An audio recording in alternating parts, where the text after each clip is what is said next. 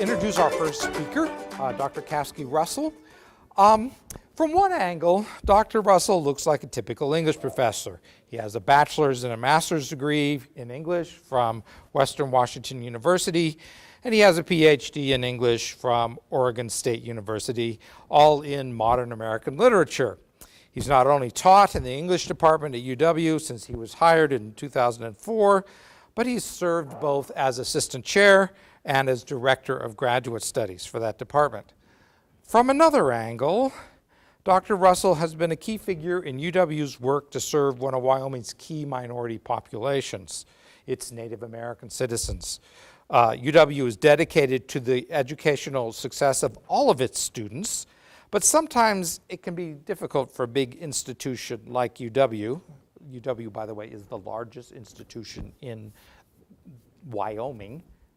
We are, as the largest entity of the Wyoming government, we are actually the largest organization in the state.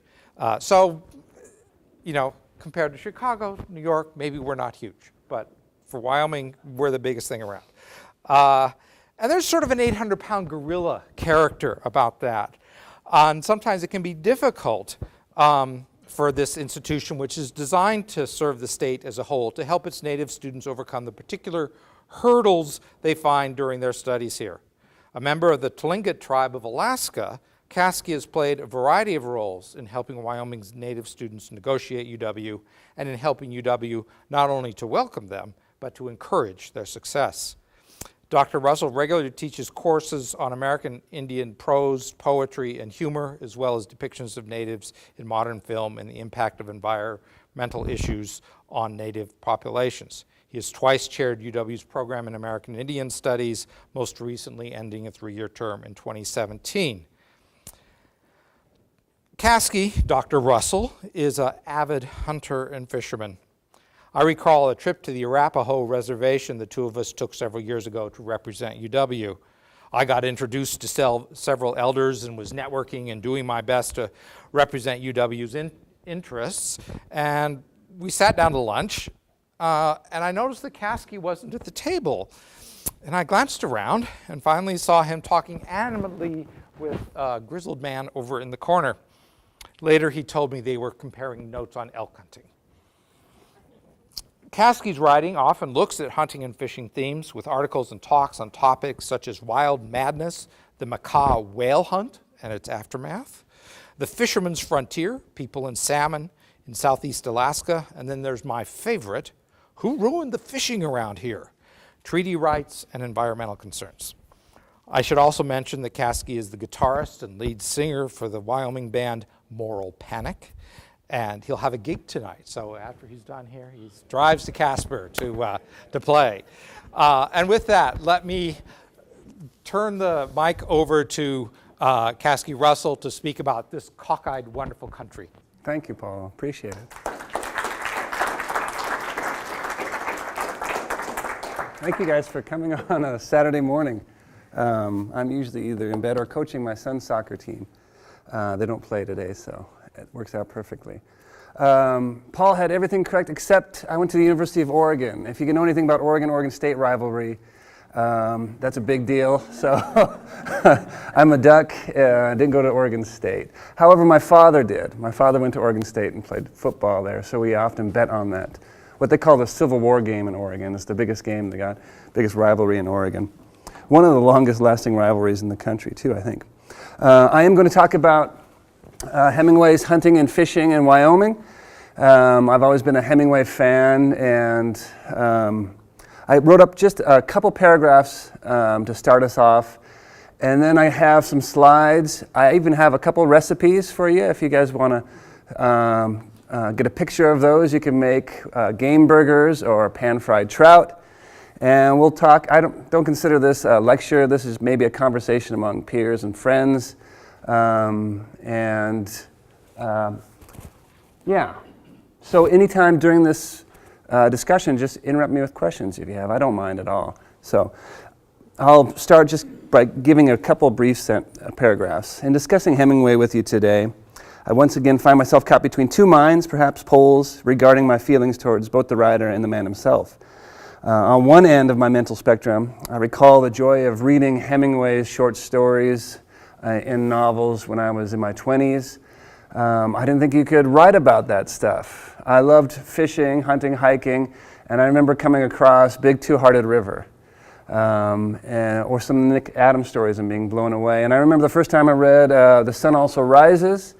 There's a scene where they're fishing the Irati River in Spain, and he and a buddy are up in the mountains, and they take a couple bottles of wine, sink them in the river, and go fish for trout. Do you guys remember that section of The Sun Also Rises? He describes a section of the river that it did not look trouty. I loved that phrase when I came across it when I was 21. What did I do after reading that? I stopped reading, I went and bought a bottle of wine, and I went to my favorite salmon river, put the wine in the river, and fished salmon. So that's the kind of thing that reading about hunting and fishing that I really enjoyed about Hemingway.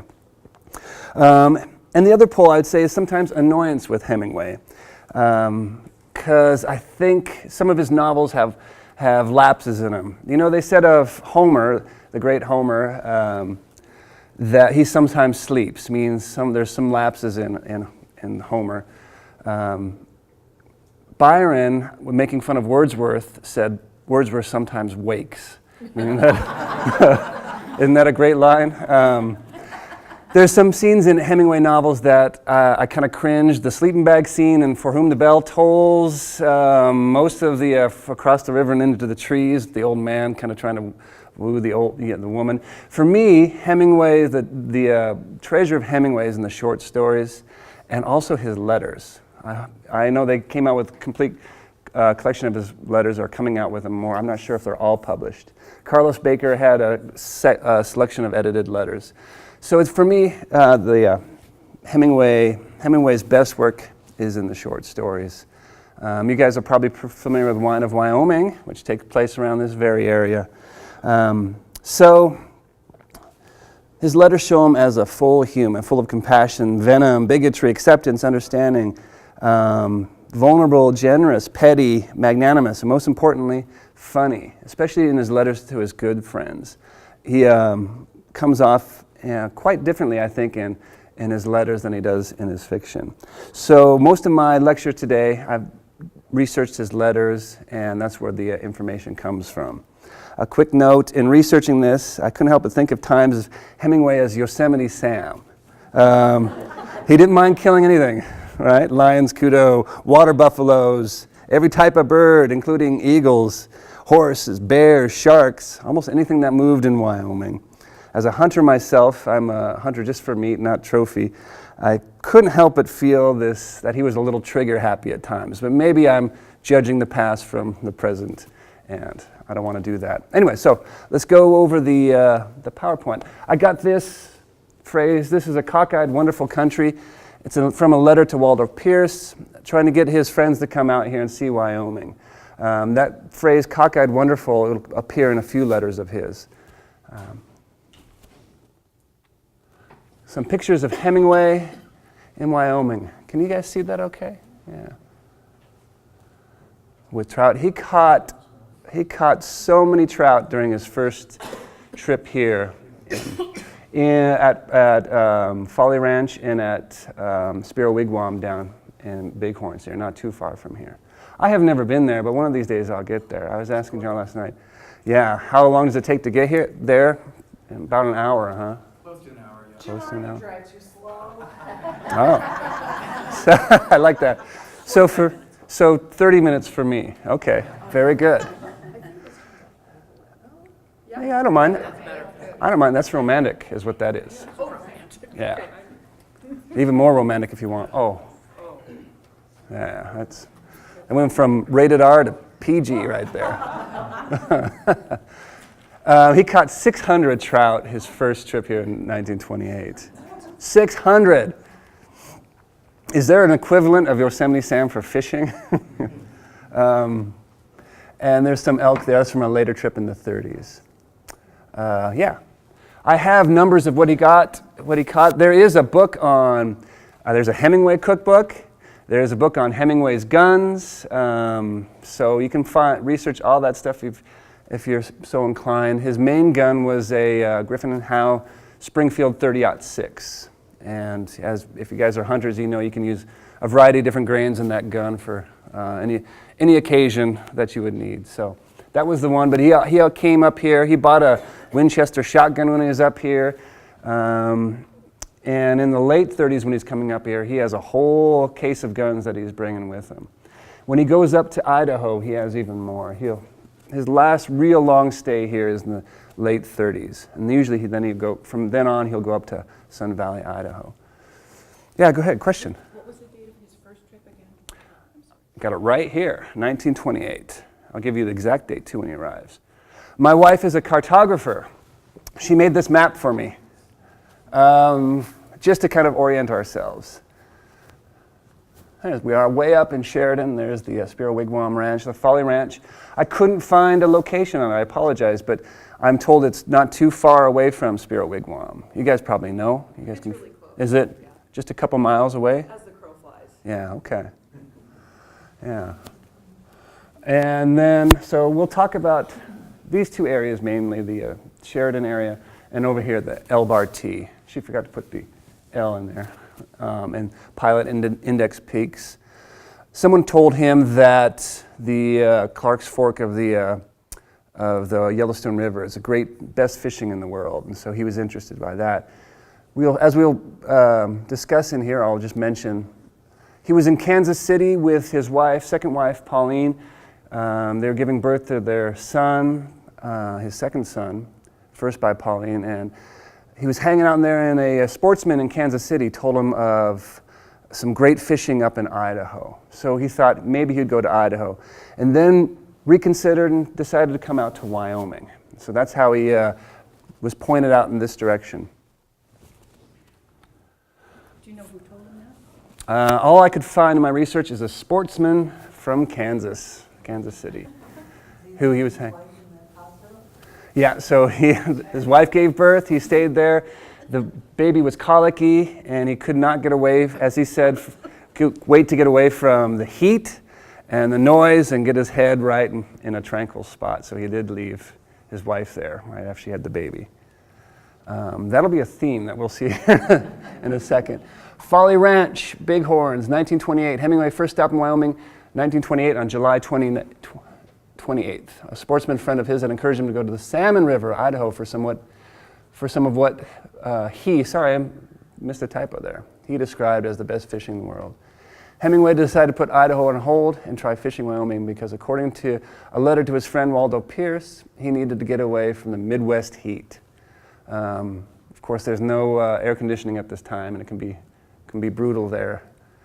I taught in Ames, Iowa for a number of years. I come from Seattle, Washington originally, where there's no humidity. And I didn't even understand what humidity was until I went to Ames, Iowa, and spent a couple summers there. I can't imagine the place without air conditioning, right? It was great when I got the job here in Laramie and I could escape both the lack of mountains and the heat. He was staying in Kansas City with his wife Pauline while she gave birth to his son Patrick. He wanted to find tranquility for his head, he said, and exercise for his body with some trout fishing. He picked up a friend, and they did a crazy 3-day haul from Kansas City to get here. And he had heard of this Folly Ranch, so he arrived there and found out it was inhabited by about 15 teenage girls on an outdoor camp. And I have this letter here. Came to a ranch of a friend where there were 15 girls. Shit. Worked and fished as follows. First day, worked 4 pages, fished with Bill Horn, caught 12. I believe, I was doing a bit of research on his buddy Bill, that's the guy who came out here with him from Kansas City. He actually ended up marrying one of those girls that was staying there at the camp at the time. So it wasn't a complete bust, right? At least for his friend. Second day, worked 4.5 pages, fished with 2 girls, caught 2. I think it means trout, right? Third day, worked 0, fished by myself alone, caught 30. That's the limit. 30 was the limit back then. Got up 6 a.m. on the morning of the 4th day, left without saying goodbye. I think he was just annoyed that he couldn't get his work done there. You see that 3rd day, he got 0 work done and just went fishing.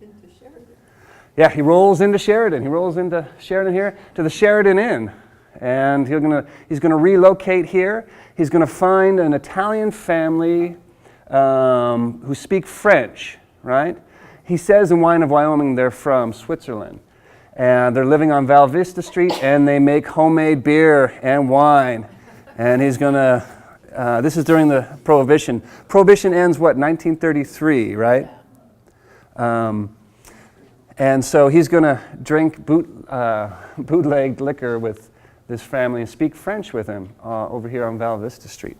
So I'll skip to the next. He writes to Waldo Pierce. He's working on Farewell to Arms, right? And he writes to his buddy, to hell with novels. He's tired of working on this novel.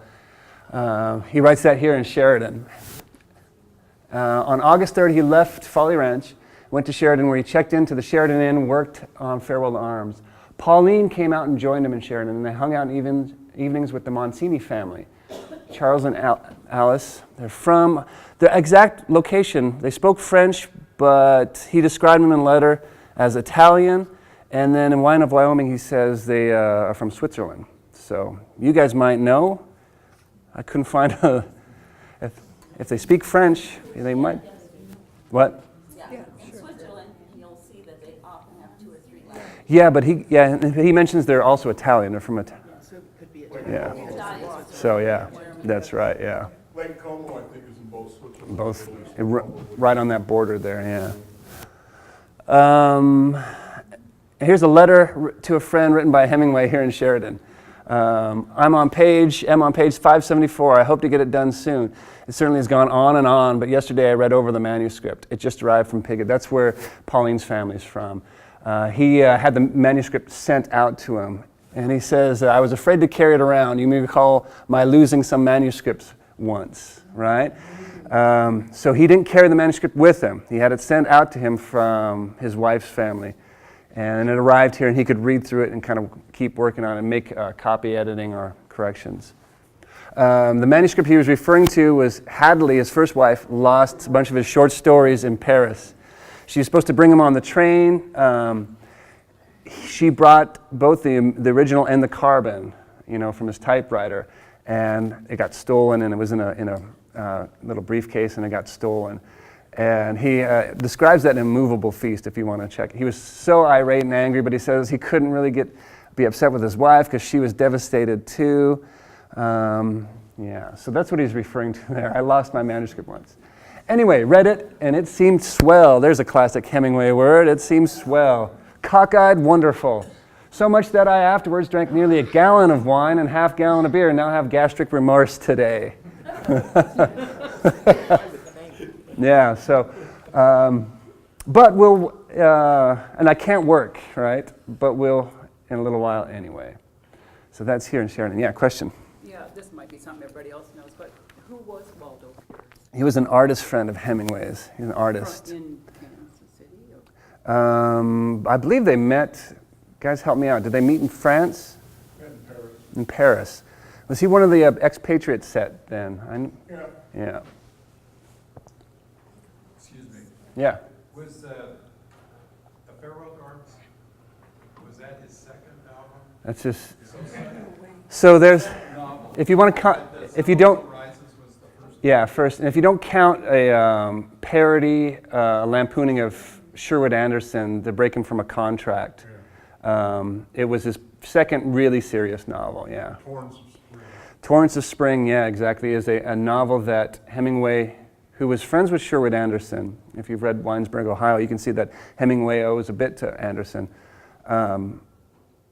He was friends with Anderson. They had the same publisher, and he wanted to break contract and go. And so he wrote a parody of their best-selling author, one of the best-selling authors, Sherwood Anderson, knowing that the publisher wouldn't publish it and he could break contract. So I think it's safe to say that Farewell to Arms is his second serious novel. Yeah. All right. Spiro Wigwam, Yellowstone Crow Reservation, 1928. So after knocking about in Sheridan, trying to finish Farewell to Arms, he relocated with his second wife, Pauline, to Spiro Wigwam Ranch in the Bighorns outside Sheridan. It was run by a person named Ellis Spear. I didn't research anything about the Spiro family. I often wonder when I'm doing some of this work if the relatives are still around Sheridan today. I have no idea. Are they? Yes, a lot of them. So you guys would know that and know them, yeah. They caught 30 trout apiece fishing around the ranch, driving across Wyoming to Yellowstone. Hemingway shot prairie dogs with a Colt pistol from a moving car. This is where I get the Yosemite Sam sort of feel sometimes. No record if he killed any. Hemingway bagged 9 prairie chickens, which are grouse, on the Crow Reservation. During their time in Wyoming, 1928, Hemingway's fishing log show he and Pauline caught over 600 trout. Whew. His letters are great too because he talks about fishing. Sometimes he talks about what he's using. Sometimes he'll draw for a friend the fly rig or the fishing rig that he's using, so you can get a feel for that. And they are funny. I think a lot of the routine was to work in the morning, then start having a few drinks and writing letters to his friends. And in my opinion, the seriousness of the novel kinds of finds an opposite in the levity of his, especially after a few drinks, of his letters to his friends, where he's jokey and not trying to be the serious author. It's fun to read those letters. And then when he's angry at somebody, it's great too. Yeah, he writes some really mean letters. I got to keep an eye on time here. I want to make sure. Okay, we're all right. Here is from On Camping, article in the 1920s on how to make pan-fried trout. And then he talks about how beginners who don't know how to do it ruin it, right? The beginner puts up his trout and bacon in and over a brightly burning fire. The bacon curls up, dries into a dry, tasteless cinder. The proper way to cook pan-fried trout is over coals. Put the pan on the coals. Have several cans of Crisco or one of the vegetable shortenings along, as they are good as lard and excellent for all kinds of shortening.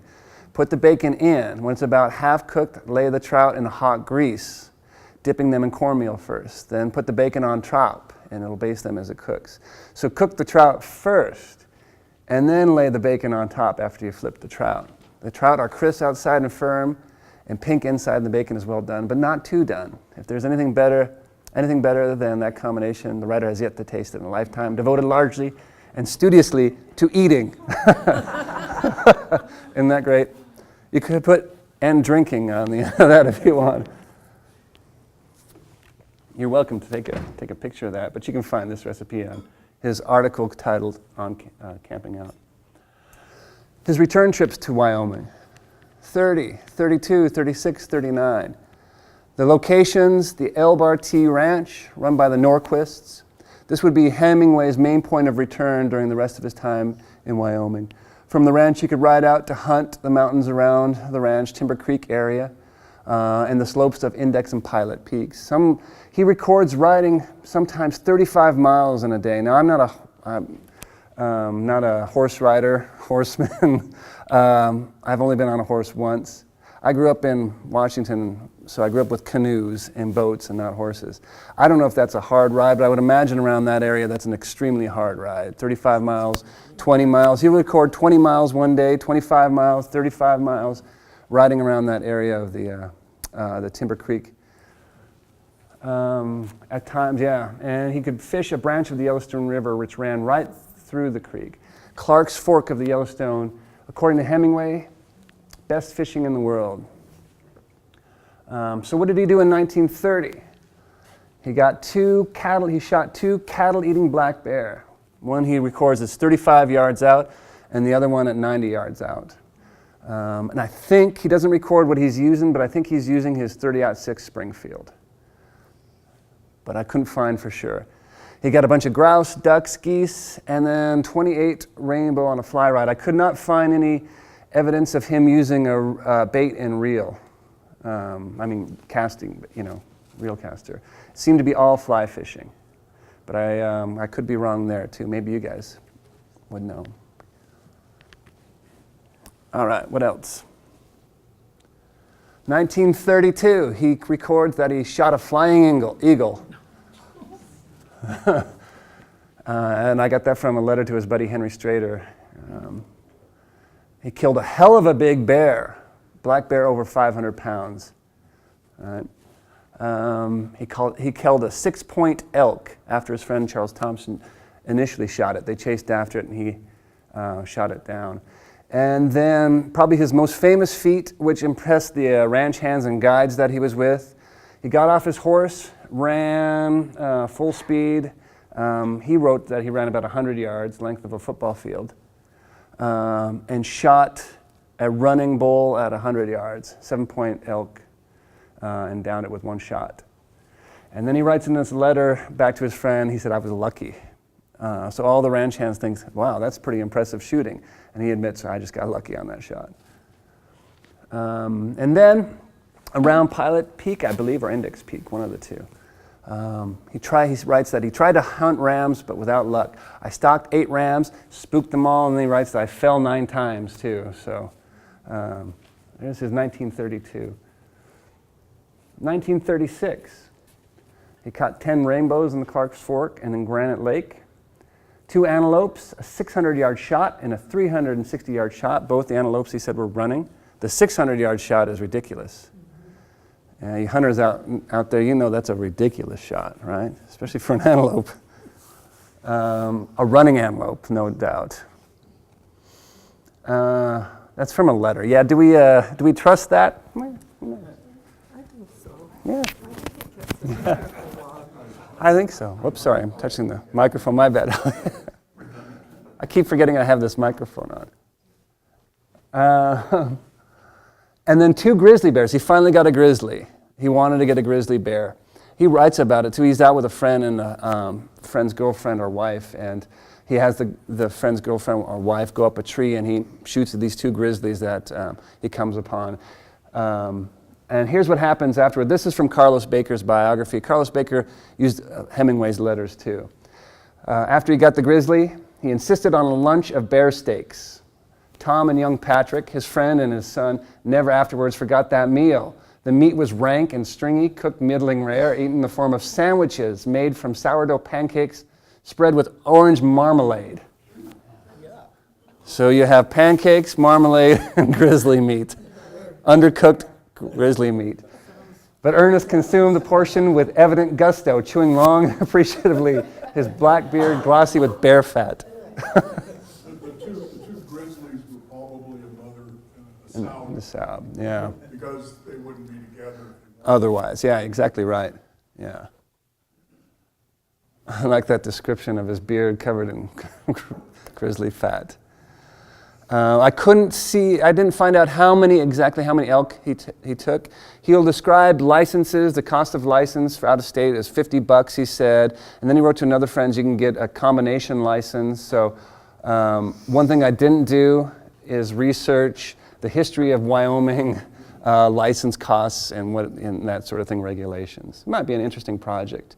It also might, as a hunter, it might be an interesting project, research project to see how the hunt areas got their number, right? I would imagine they started with maybe 4, 5, 6, and they keep adding them. You hunters know elk hunting areas are up to like 150, 160, and so are the deer. So I would imagine they keep, as we get more knowledge about elk behavior or populations, they keep adding hunt numbers. But what would be kind of interesting is to go back to 1930, find the original hunt areas as they are kind of demarcated out. I would imagine in the 1800s, maybe a little later. And then see the change in cost and the areas over time. But I'm not a Hemingway researcher. I just kind of do this out of interest. My main area, as Paul said, is American Indian literature. So that's what my main research area is. But he also killed a horse, according to a letter, to bait the bear. And he describes they use a horse, they would put it out for a couple weeks, it would get rank, and he describes the grizzlies tearing into this horse, and that's what they use the horse for. I don't know if I can count that as hunting, right? Probably not, but I threw it up there. Yeah, go ahead. Also, I know you've read it, but the fact that he killed a flying eagle is evidence that he was a conservationist because he felt the eagles were killing the bighorn sheep on Pilot. Oh, is that what he felt? Yeah. That's where he killed the eagle. Okay. It used to be the old outdoor magazines used to always give a little blurb in there like, be sure and save a box of shells for hawks and other predators on the off-season. Oh, really? Oh my gosh. No, I didn't know that. Wow, yeah.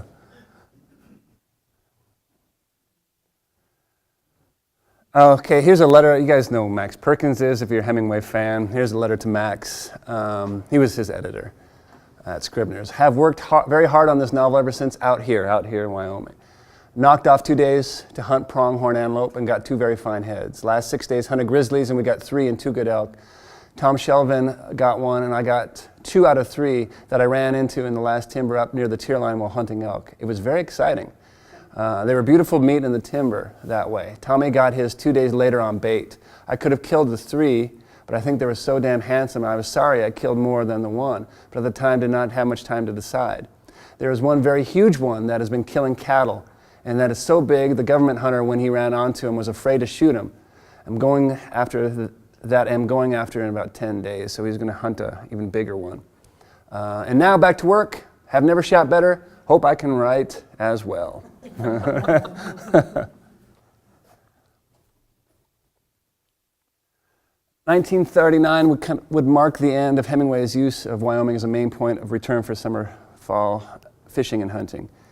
He would return to El Bartee after a short visit with his first wife, Hadley. In 1939, he came back out to El Bartee Ranch over by Yellowstone. He saw Hadley on the way in August of 39 but he came out here without his second wife, Pauline. He had already started his affair with Martha in Spain at this time, so he was pulling away from Pauline.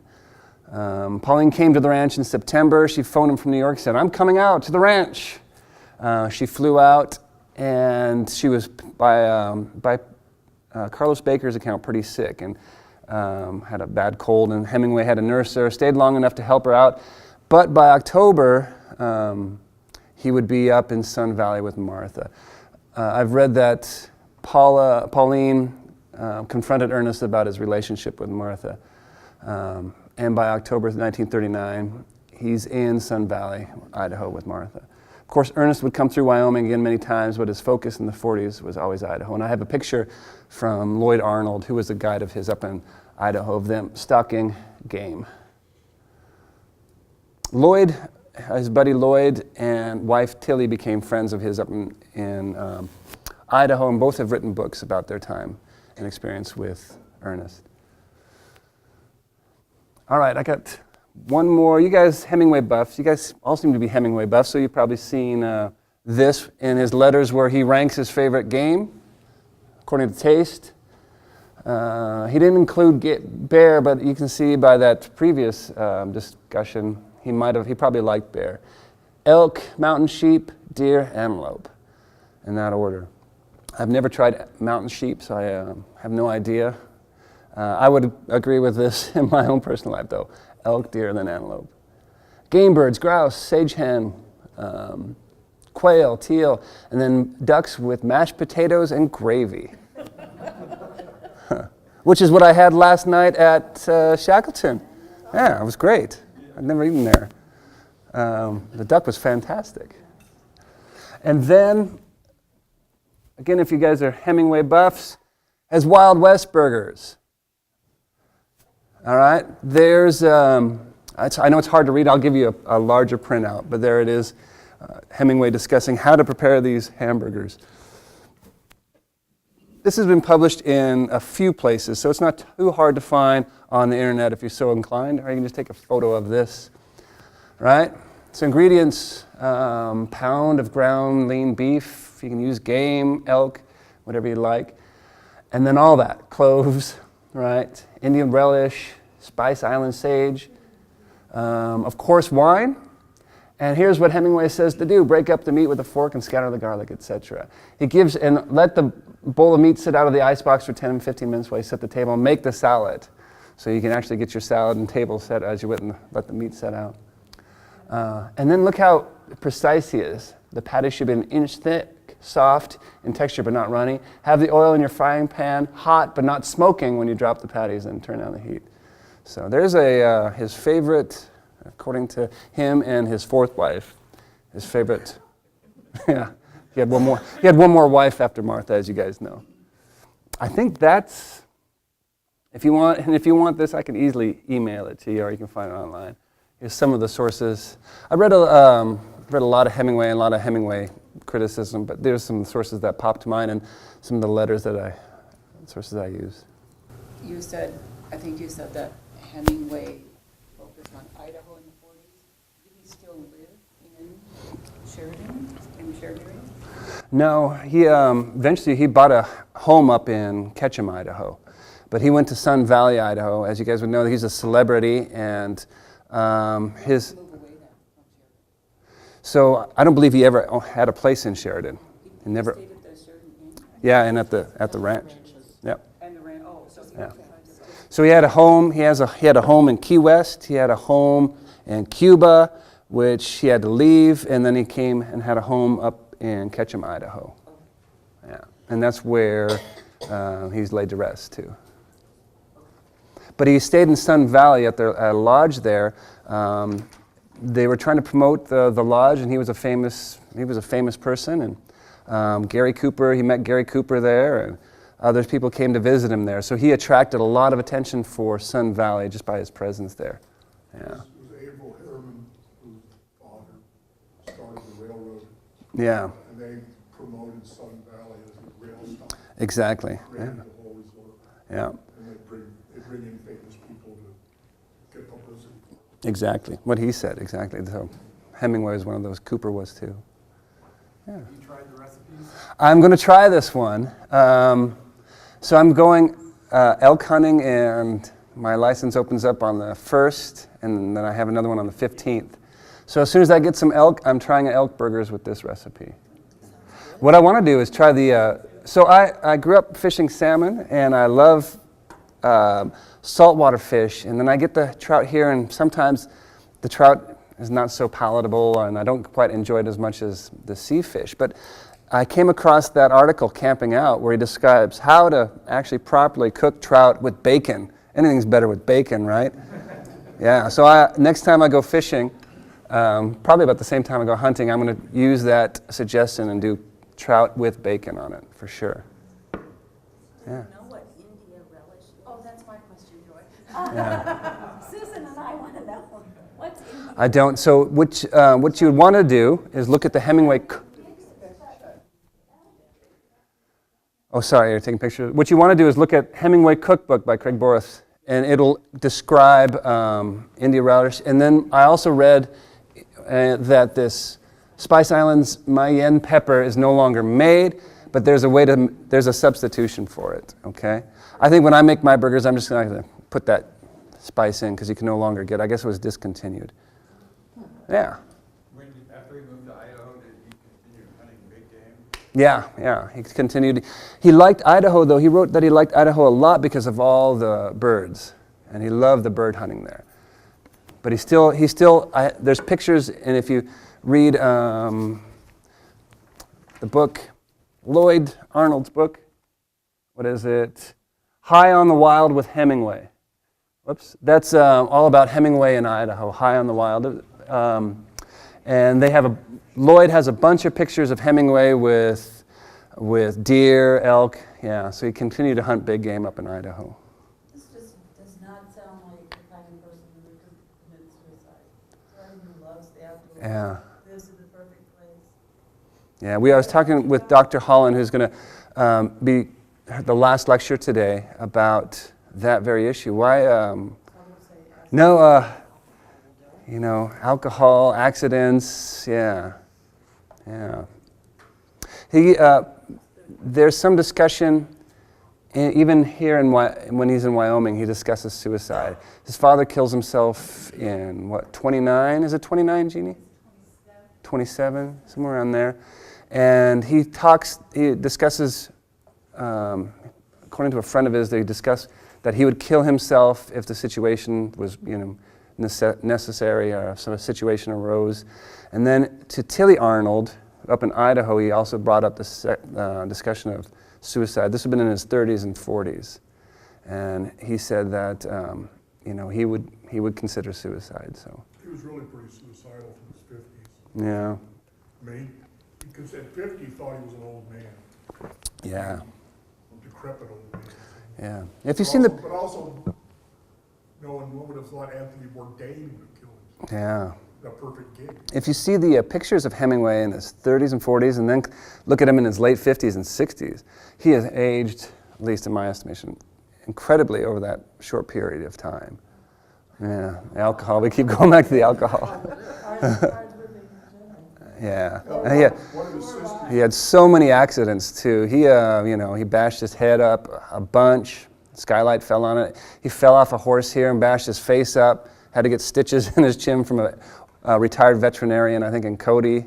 And he got in a car accident and had to be taken to a hospital in Billings, and he smashed up his arm, and he was in a hospital for quite a while. So I mean, just the, yeah. Which, if we'd been playing football, we would have. Exactly. Of course, unfortunately, there was no way to do that. Dr. Holland will talk about that too. Yeah, if he would have been playing football, he was good. Hemingway wrote that he was good at individual sports like hunting, like fishing, not so good at team sports. I remember in one of his letters, he writes to a relative that, the Hemingways aren't good at football, and that one of the Hemingways couldn't find the end zone if you give him a map and a compass on the football field. His letters are humorous. They're fun to read. How old was he when he died? 61? 61, 62? Born 61. Born in 1899, died in 61. Shot himself with a shotgun in Ketchum, Idaho. Based on all those marriages, he probably wasn't very good at doubles either. Yes, yeah, exactly.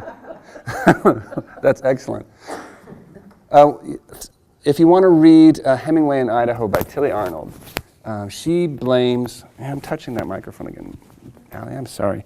She kind of blames the fourth wife for leaving the gun case keys so easily available for him. And there's even a picture of her pointing in the house where he kept his keys to the gun safe. When he was having such mental problems, why, Tilly asked, would his fourth wife just leave the keys where he knows where they are? So it's an interesting kind of end to her book where she thinks fourth wife, Mary, should have kept those gun safe keys hidden when he was, yeah. Anyways, yeah.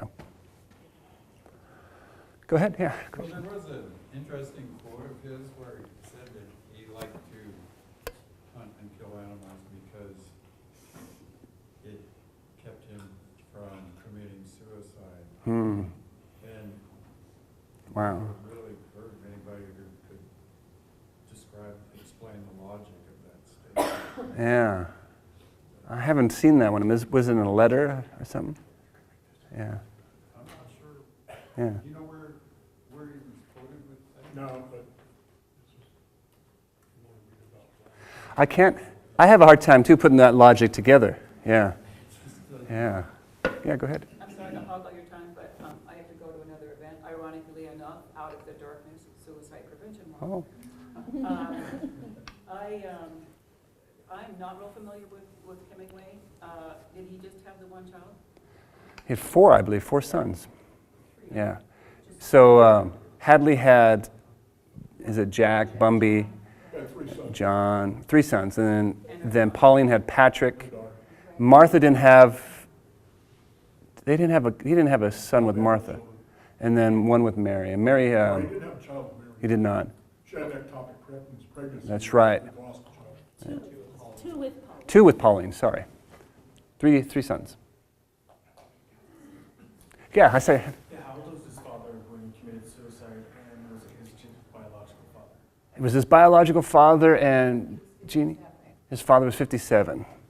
And then does Hemingway's any of his children die from suicide? You guys help me out here. I'm not sure. Granddaughter does, but I don't know if. I don't think the 3 sons. His sister committed suicide. She had cancer. Okay.